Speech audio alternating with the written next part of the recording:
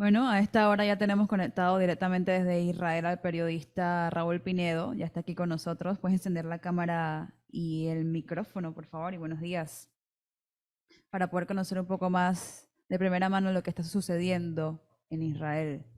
Así que A solamente esta tenemos que hora. esperar que prenda el micrófono y la cámara y vamos a poder escuchar y saber más información. Ahí viene. Buenos días. Hola, buen día a todos. ¿Cómo están? No lo veo. ¿Dónde está No se Melissa? ve, pero sí se Ya escucha. tiene audio, que es lo Ajá. importante. Bien, mi nombre es Raúl y en este instante me encuentro en Tel Aviv. Tras la llegada de Biden, la ciudad se encuentra totalmente cerrada, es imposible tener acceso, salir por motivos de seguridad. De acuerdo con la Policía Nacional del país, ¿aló, me escuchan? Sí, le Sí. escuchamos. La ciudad va a estar cerrada hasta las 4:30 de la tarde, hora de Israel. Ahora mismo son las 3:19. Las expectativas son altas, un llamado al alto fuego o una convocación a una tregua tras los hechos ocurridos. Sin embargo, hasta ayer por la noche, Tel Aviv fue bombardeada al menos 4 veces alrededor de las 9 de la noche. Tras las incursiones que el ejército de Israel ha llevado a cabo en la franja de Gaza, el grupo terrorista Hamas ha respondido demostrando que está bien armado. Ahora, Raúl, ¿me escucha? Sí, sí, correcto. Ahora, dígame una cosa. ¿Cuál es la expectativa allá en Israel con esta llegada del presidente Biden?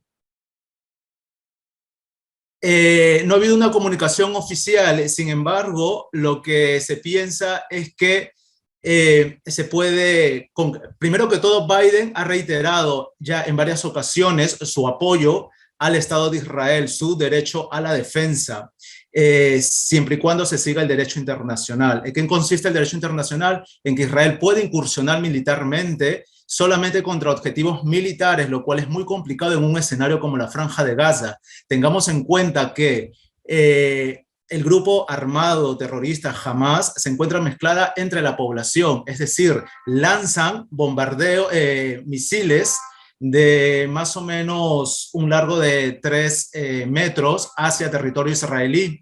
Son misiles de largo alcance, llegan hasta Tel Aviv desde la Franja de Gaza. Es una duración más o menos de 2 horas y media en un trayecto de automóvil. Por lo tanto, los lanzamientos se llevan a cabo en la Franja de Gaza desde escuelas, desde centros médicos. Cuando Israel incursiona, si bien es cierto que avisa, estas personas permanecen ahí. Egipto ahora ha admitido por el paso de Rafah, que es el paso fronterizo entre Gaza y Egipto, que crucen parte de la población civil. Al menos 500 personas han estado cruzando por el sur de la Franja de Gaza hacia este paso fronterizo, mientras Israel ha llevado a cabo incursiones militares. Sin embargo, Hamas ha contestado. No hay una manifestación oficial de una tregua hasta el momento, ni tampoco un cese al fuego. Es lo que se espera. Ahora, ayer Pedro Sánchez dijo que ponía a Barcelona como una ciudad o como la ciudad para que se den estos acuerdos de paz o de tregua entre palestinos e israelíes. No obstante, ese anuncio ocurrió, si no me equivoco, antes de la explosión del hospital en Gaza. Y ahí viene un tema que empieza a generar más disputas de las que hay sobre quién lanzó el cohete. Desde Israel, ¿qué es lo que se dice?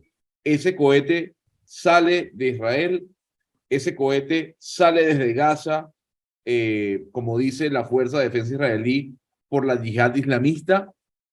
¿Qué se menciona en Israel con respecto a lo ocurrido ayer en el hospital?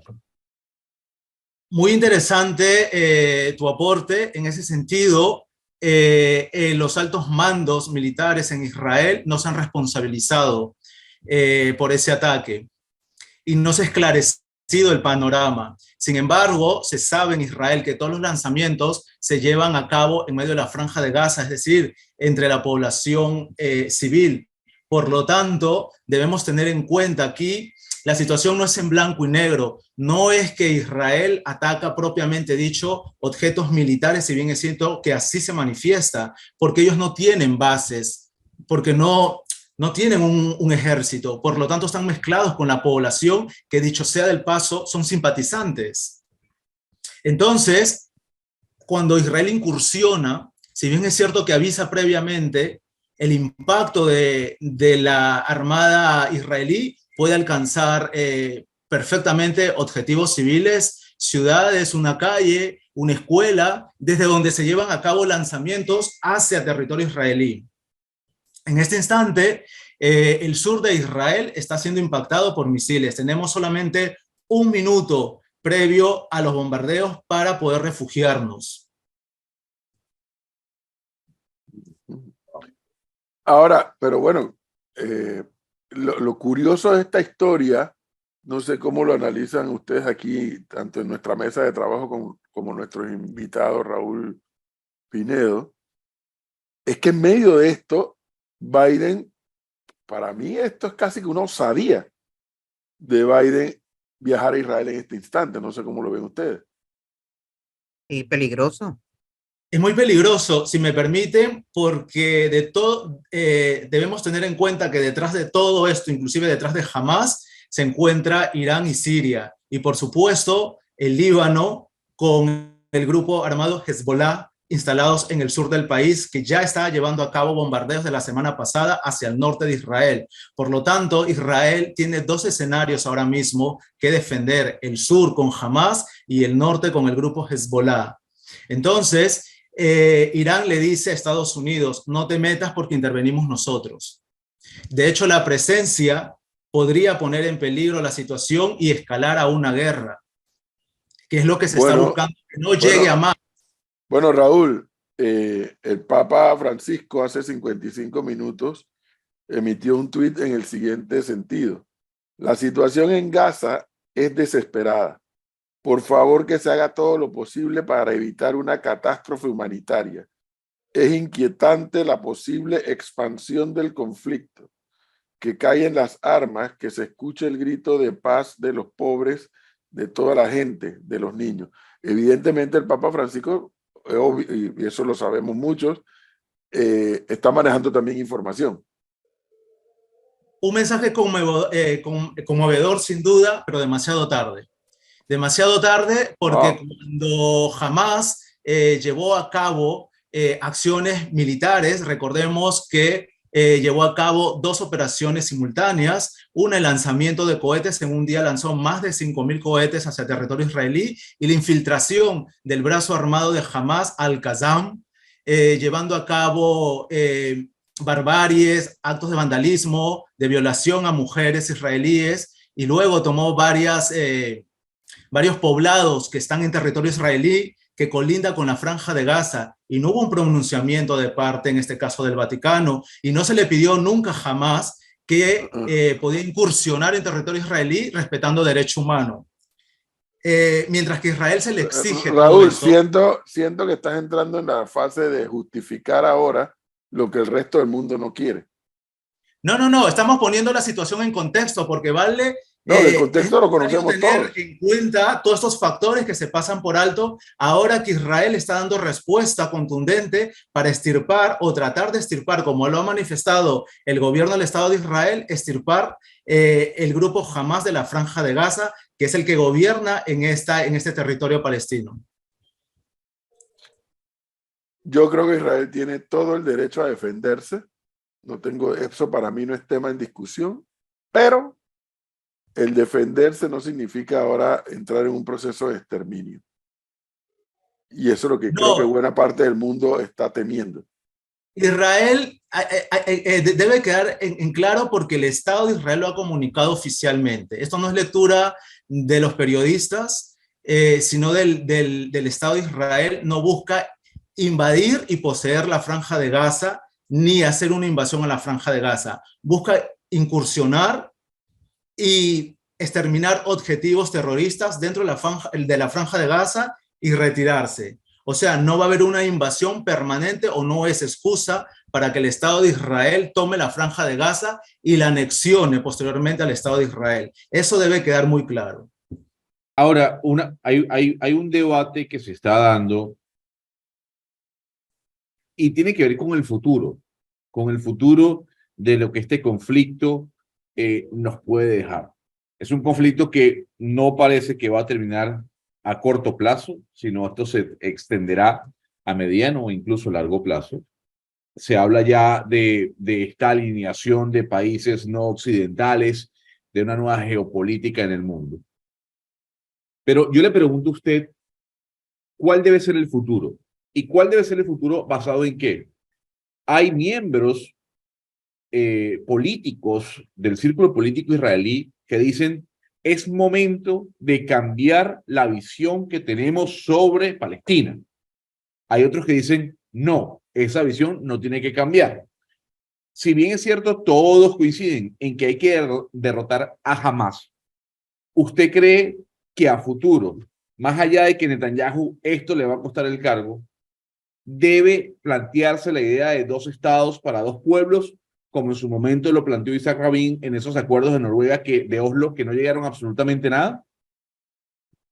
Interesante tu planteamiento y aquí quiero hacer una autocrítica enviando un mensaje a la población israelí, sobre todo, que tenemos que hacer una buena lectura de la situación. No podemos hacer la lectura de siempre de que jamás nos tira cohete, el ejército israelí incursiona, posteriormente la comunidad internacional censura a Israel y eso se convierte en un círculo. Yo creo que esta vez se han rebasado todos los límites, por lo tanto, la población israelí, si no hace la lectura correcta, está condenada a volver a repetir la situación. Es decir, yo creo que se debe llegar, es el momento de llegar y extender un diálogo pero con los palestinos y saber qué se busca. Y acá es muy importante saber lo siguiente, el objetivo de Hamás con las dos operaciones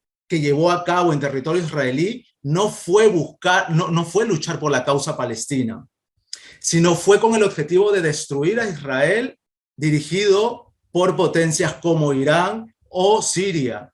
O sea, es decir, entiéndase bien, la situación no es en blanco y negro. ¿Por qué? Porque Hamás no está defendiendo exactamente los valores de una causa palestina. Si fuera así, la resistencia no iría por el camino de la venganza. Lo que hemos visto por parte de Hamás ha sido venganza y ha arrastrado irresponsablemente a toda la población palestina que están pagando ahora las consecuencias y que ahora hay países que achacan la seguridad de esta población a Israel tras las incursiones que está llevando en la Franja de Gaza. Sin embargo, pienso que este es el momento adecuado para que Israel y la comunidad internacional se sienten para retomar el diálogo, una hoja de ruta rumbo hacia una paz, sino a largo plazo, mediano plazo por lo menos. Pero este es el momento ya que hemos llegado a un punto álgido. O sea, el proceso de paz en Medio Oriente está en crisis, está estancado en un callejón sin salida. Sí. Tras los actos cometidos por parte de Hamás en territorio israelí, este es el momento de que Israel, sobre todo la población, debe demandar al gobierno de Israel retomar el diálogo, pero el diálogo con la autoridad palestina que representa a la población palestina, no con Hamás. Sí, pero ahí yo quiero hacer una pregunta, porque estamos entrando un poco al plano político.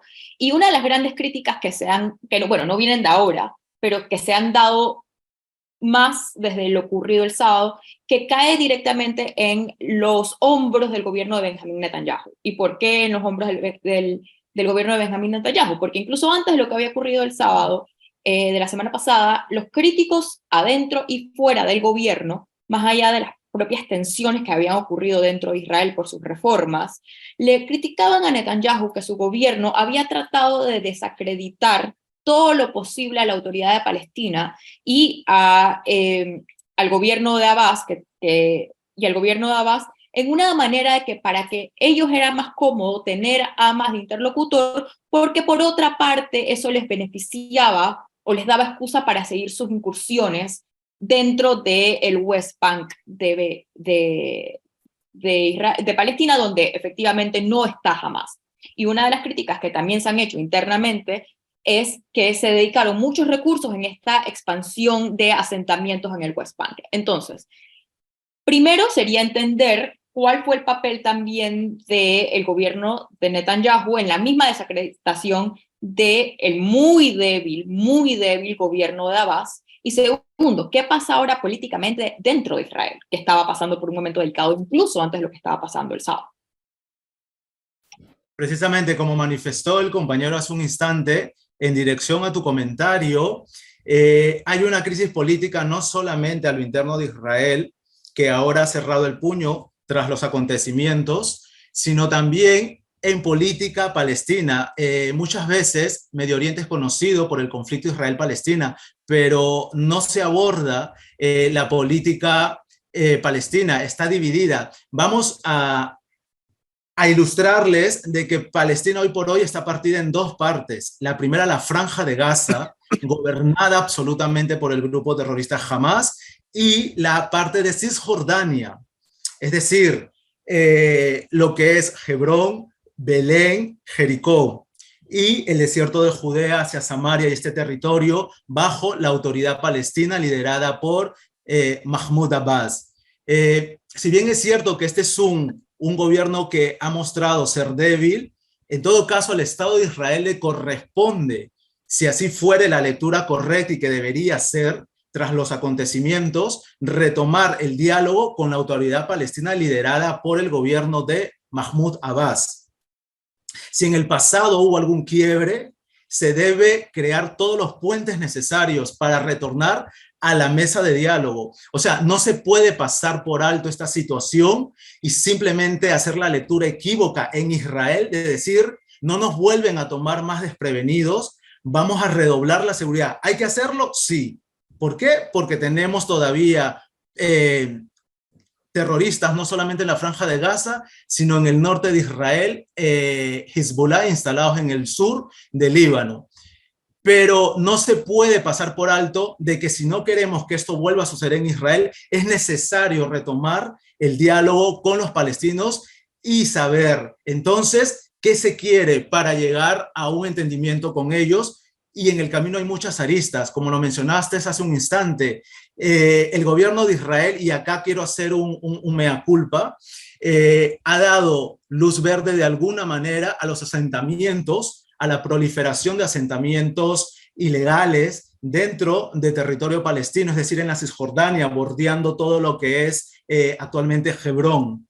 En la Franja de Gaza, quiero subrayar, no existe ya, no existe asentamientos. Todos los asentamientos que hubieron fueron tomados en 2005, fueron retirados de la Franja de Gaza. Los pueblos que el grupo terrorista Hamas vandalizó, donde mataron personas de ciudadanía israelí, fue en territorio israelí, son kibutzim, que son comunas, como pequeñas comunidades ubicadas geográficamente alrededor de la Franja de Gaza, pero que están dentro del territorio israelí. Mientras que en la parte de Cisjordania, en la otra parte de Palestina, están todavía instalados asentamientos judíos, lo cual supone una piedra en el zapato para llegar a un entendimiento con los palestinos. Entonces, aquí lo que se debe implementar es, primero que todo, políticas de detener la proliferación de los asentamientos y conocer las necesidades del otro. Pero si cada uno está atrincherado en su odio, porque hay mucho resentimiento y también mucho odio, y aunque no lo crean psicológicamente, eso impide llegar al entendimiento. Entonces, este es el momento adecuado, no solo para el Estado de Israel, para redoblar la seguridad, sino para hacer, reitero, la lectura correcta, es decir, de que ya es hora de sentarnos a la mesa de diálogo y no dejar de lado de qué manera se puede retomar todo esto, buscando, por supuesto, la ayuda de la comunidad internacional. Bien. Bueno, Raúl, le agradezco el informe que nos da desde Israel en estos momentos en donde el presidente Biden se encuentra de visita en medio de esta situación Blinken está tensa. en Palestina con Abbas, además. Anthony Blinken en este momento está con Abbas en Palestina. Ah, caramba, esa no la tenía. Gracias, Raúl, muy amable. Gracias a ustedes, un saludo cordial a todos. Bueno, 7:38 minutos y